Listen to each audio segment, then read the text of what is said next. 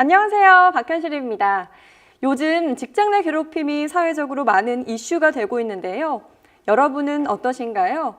오늘 설명드릴 내용은 직장 내 괴롭힘 금지 제도입니다.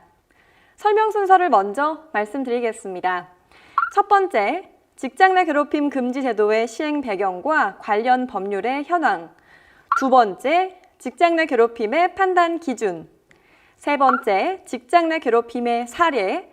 마지막으로 직장 내 괴롭힘이 발생한 경우 처리 절차를 살펴보겠습니다.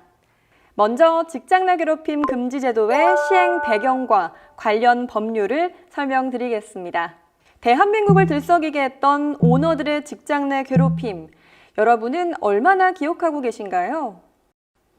근로자의 인격권에 대한 권리의식이 높아지기 시작하고 사업주의 폭언, 폭행 사건이 사회적 이슈가 되면서 그동안 그냥 지나치던 직장 내 괴롭힘이 공론화되기 시작했습니다.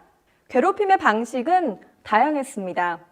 폭언이나 폭행 또는 회식을 강요하거나 회사가 지시하는 일에 불응했다는 이유로 면벽 근무나 단순 업무를 시키기도 하고 상사의 사적인 일에 직원을 동원하는 일도 있습니다.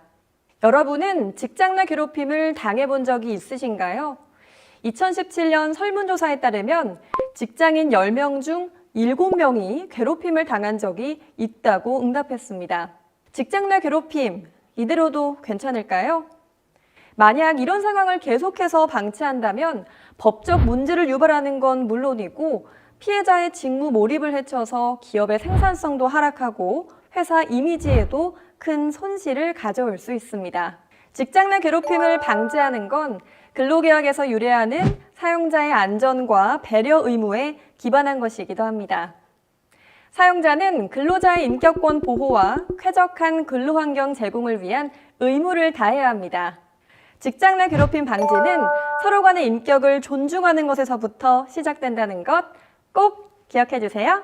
하지만 이런 일반 원칙으로 직장 내 괴롭힘을 해결하기에는 한계가 있기 때문에 정부는 2017년 직장 내 괴롭힘 관련 대책 마련을 국정과제로 정하고 2018년 관계부처 합동으로 직장 등에서의 괴롭힘 근절 대책을 발표했습니다. 그리고 드디어 2019년 7월 16일 직장 내 괴롭힘을 금지하고 사업장에서의 괴롭힘 처리 절차 등을 규정한 개정 근로기준법이 시행됐습니다.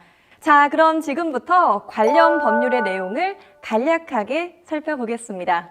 직장 내 괴롭힘 근절을 위해 산업안전보건법에서는 괴롭힘 예방을 위한 정부의 책무를 정하고 근로기준법에서는 직장 내 괴롭힘 금지와 사업장의 예방과 구제 절차 등을 규정했습니다.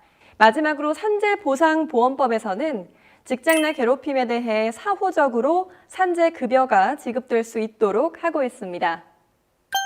산업안전보건법 제4조 정부의 책무를 보면 직장 내 괴롭힘을 예방하기 위한 조치 기준을 마련하고 관련 지도와 지원을 실시하기 위한 근거를 마련했습니다.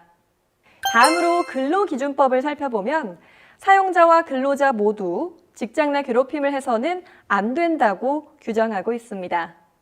여기서 잠깐, 직장 내 괴롭힘이란 무엇일까요?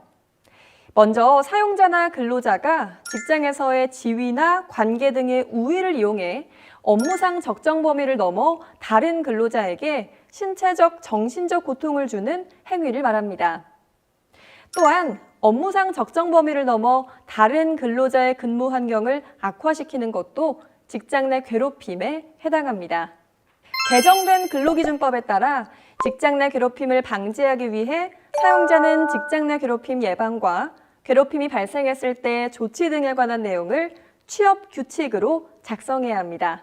만약 사용자가 괴롭힘 사실을 신고한 근로자나 피해자에게 해고나 그 밖에 불리한 처우를 한 경우 이런 것을 흔히 2차 가해라고 하죠.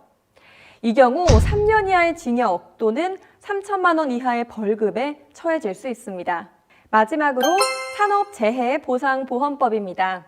직장 내 괴롭힘으로 인한 업무상 정신적 스트레스가 원인이 되어 발생한 질병을 업무상 재해로 보아서 산재 보상을 실시하고 있습니다. 지금까지 직장 내 괴롭힘 금지 제도가 시행된 배경과 관련 법률의 주요 내용을 살펴봤습니다. 다음 차시에서는 우리 마스코트 다정이와 함께 직장 내 괴롭힘을 어떻게 판단하면 좋을지 그 기준을 살펴보고 다양한 사례를 통해 확인해 보도록 하겠습니다. 기대해 주세요.